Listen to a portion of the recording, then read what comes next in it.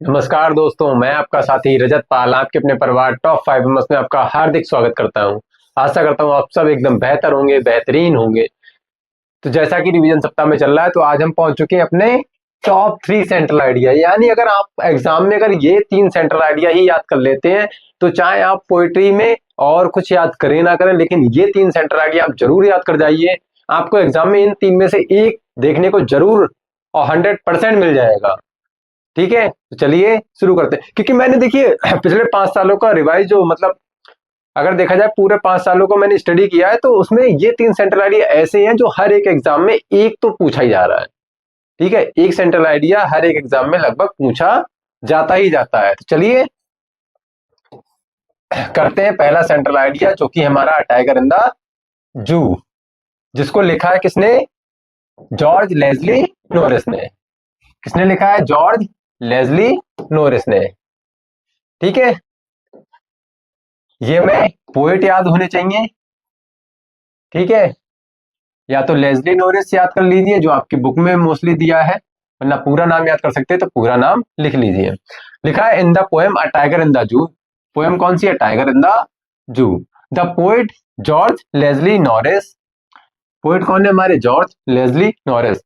Wild wants to convey the message that it is cruel to keep animal in the small cell at the zoo।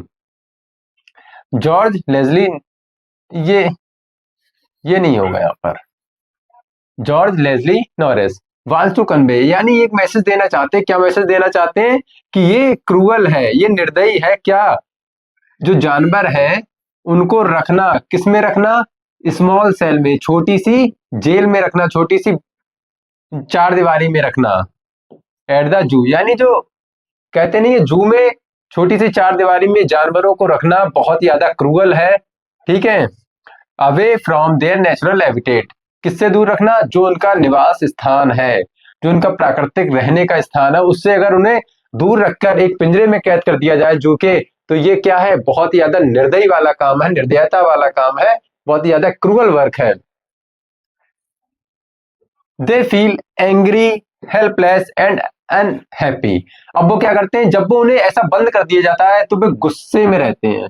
क्या feel करते हैं? Angry, helpless, असहाय महसूस कर सकते हैं और नाखुश रहते हैं। They long for to return to their life in the forest. अब वो क्या करते हैं? वो इंतजार करते रहते हैं लौटने का अपनी जंगल की लाइफ में, यानी वो जंगल में ही लौटने का इंतजार करते रहते हैं। फिर लिखा a tiger with bright stripes on his body is caged in the zoo which walks in quite rage over the pets of velvet. अब ये लिखा है क्या है? A tiger with bright stripes, जो उसकी चमकीली धारियां होती है, ये बताया था हमारे जो पोएम आती है उस पर लिखा हुआ ब्राइट स्ट्रिप्स। ठीक है, तो उसमें कहते हैं जो उसकी चमकीली धारियां जो है किसकी? टाइगर की। उससे क्या होता है? जब चमकीली धारियों वाला एक चीता, चमकीली धारी मीन्स उसकी जो बॉडी है वो येलो कलर की है, उस पर जो धारियां होती हैं वो किसकी होती हैं? ब्लैक कलर की।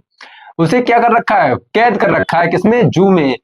जो अपने सॉफ्ट सॉफ्ट से जो पंजे होते हैं, बड़े गुस्से से उस पंजों से पैर से ही चलेगा ना, तो कहने बड़े गुस्से में वो क्या कर रहा है? उस जो जैसे पिंजरे में उसे बंद किया गया उसी की चार दीवारी तक इधर से इधर जाता है और उधर से उधर चला आता है, यानी सिर्फ उतनी ही चार दीवारी में वो टहल पा रहा है।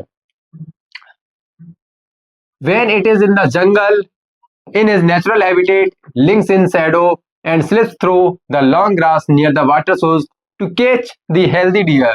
अब कह रहे हैं जब ये जंगल में होता, यदि ये इस समय अगर जंगल में होता तो ये क्या कर रहा था? तो वो शैडो यानी परछाई में या झाड़ियों में छुपा होता और हल्के हल्के खिसक रहा होता। किधर?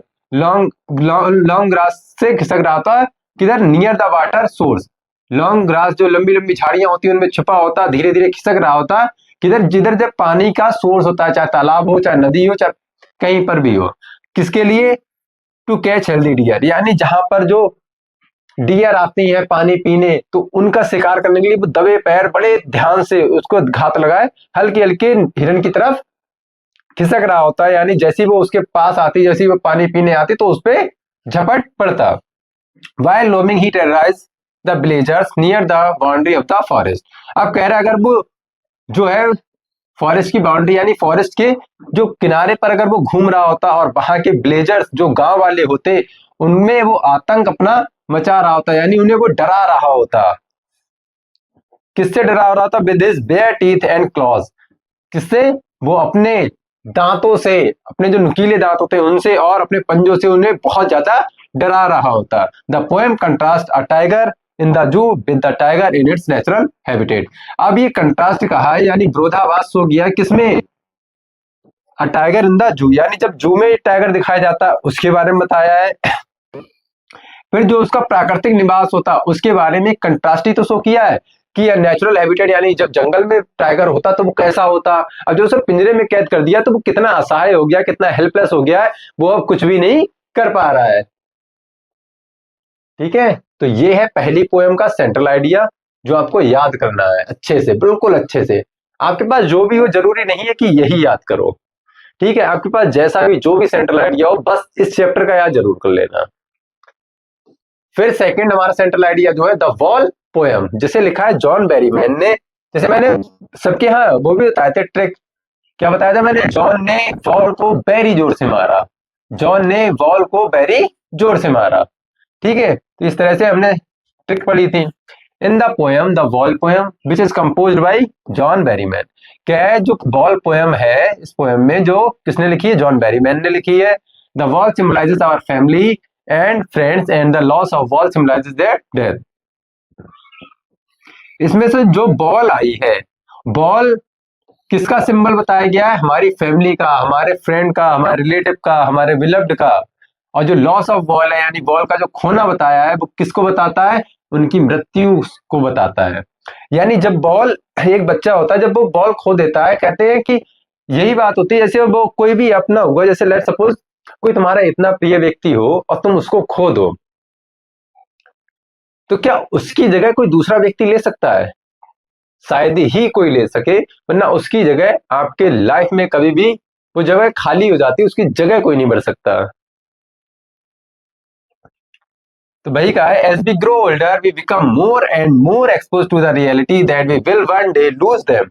कह रहे जैसे जैसे हम बड़े होते जाते हैं तो हमें रियलिटी के साथ एक्सपोज होना पड़ता है, मतलब हम रियलिटी को जान लेते हैं कि हम इन्हें एक ना एक दिन खो देंगे। किन्हें? जो हमारे रिलेटिव्स हैं, जो हमारे फ्रेंड्स हैं, जो हमारे मदर फादर हैं, जो हमारे पेरेंट्स हैं, जो हमारे गार्जियन हैं, उनको एक ना एक दिन क्या करेंगे? हम खो देंगे। This makes us responsible. यही हमें क्या बनाता है? जिम्मेदार बनाता है। यही हमें क्या बनाता है? जिम्मेदार बनाता है। When we lose them, we grieve, but then we find ways and means to overcome our grief and then start leading our normal lives. अब कह रहे हैं जब हम उन्हें खो देते हैं तो हम दुख तो मनाते हैं, we grieve, बट लेकिन कह रहे हैं जब हमें रास्ते मिल जाते हैं, जब हमें मतलब मिल जाते हैं, मतलब कई तरह के रास्ते मिल जाते हैं, जब हमें अपने साधन मिल जाते हैं, किससे? अपने दुख से ओवरकम करने के, अभी दुख से निकलने के, तब हम क्या करते हैं? अपनी जो लाइफ होती है उसको बड़े नॉर्मल तरह से जीने का प्रयास करने लगते हैं। The poet wants to say that as we are expose to the harsh realities of life we lose our innocence. अब पोएट भी यही चाहता है कि कहना चाहता है कि जब हम अपनी हार्श रियलिटीज को जान लेते हैं, समझ लेते हैं, जब एक्सपोज हो जाते हैं जिंदगी की जो हमारी हार्श रियलिटी है, तो हम अपना जो इनोसेंस होता है, जो मासूमियत होती है, वो क्या करते हैं? खो देते हैं। यही होता है। कभी कभार ऐसा होता है कोई कोई किसी की मृत्यु से इतना ज्यादा हताश निराश हो जाता है कि वो बिल्कुल शांत हो जाता है।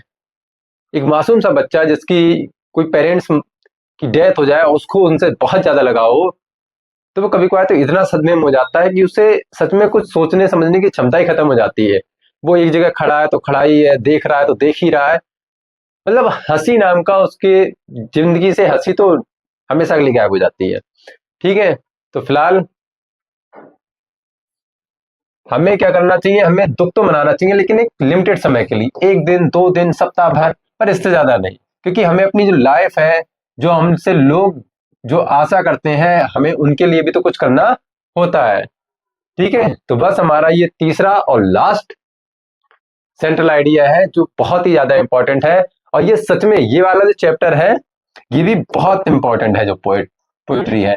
द ट्रीज को किसने लिखा है? Adrienne Rich. मैंने कहा था जो ट्री वाला व्यक्ति होता है, जिसके पास ट्री होते हैं बहुत सारे, वो क्या होता है, बहुत ज्यादा रिच हो जाता है। The poem the trees is compose by Adrienne Rich. अब जो ट्रीज है किसने लिखा है, एड्रेंडिज ने लिखा है। Who wants to make man aware of his merciless and selfish behaviour. अब जो बताना चाहते हैं, जो अवेयर कराना चाहते हैं, किससे, मर्सीलेस यानी जिसमें दया नाम की चीज ही नहीं है, जो अपने आप में बहुत ज्यादा अपने आप के लिए ही सोचता है, यानी सेल्फिश बिहेवियर और मर्सीलेस के बारे में बताया है। Man should not empty the forest and bring them trees inside to decorate his interior.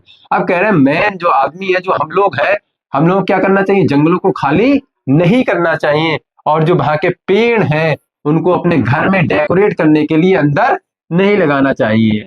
कि हम लोग क्या करते हैं कि आजकल क्या कर रहा है, जंगलों को हमने खत्म कर दिया, पेड़ों कहाँ लगाने लगे हम, घर में।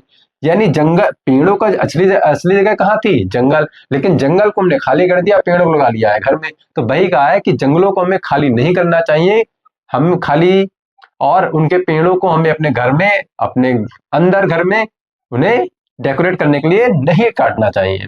इम्प्रिजन्ड इन द हाउस, कह रहे जब पेड़ों को अंदर घर में बंद कर दिया जाता है, they feel suffocated and restless. तो वो कैसे महसूस करते हैं, उन्हें लगती है घुटन सी, एकदम सफोकेटेड, वो घुटन महसूस करते हैं, और रेस्टलेस बिल्कुल थके हुए महसूस करते हैं, हारे हुए, थके हुए। There is neither enough space nor light for their growth. अब कह रहे हैं ना तो वहां पे पर्याप्त जगह होती है, ना ही लाइट होती है उनकी ग्रोथ के लिए। यानी जब वो ग्रोथ करना चाहे, यानी बढ़ना चाहे आगे, तो उनके लिए ना तो वहां पे जगह है, ना ही वहां पे प्रॉपर लाइट है जो ग्रोथ कर सके। So we must take them out in the open and let them live happily, तो in their natural habitat the forest. तो कह रहे हैं हमें उन्हें क्या करना चाहिए, बाहर ले जाना चाहिए ओपन में, और उन्हें छोड़ देना चाहिए खुशी खुशी उनके नेचुरल हैबिटेट, यानी जो जंगल है, जो फॉरेस्ट है, उनमें वहां क्या करना चाहिए, उन्हें पेड़ों को वहीं रहने देना चाहिए उनके नेचुरल हैबिटेट में। तो देखिए ये तो हुए 3 सेंट्रल आइडिया। अगर इसके साथ साथ आपको और भी कोई सेंट्रल आइडिया याद करने हैं, तो मैं वो 2 आपको सेंट्रल आइडिया और बता दे रहा हूं, वो और याद कर ले आप।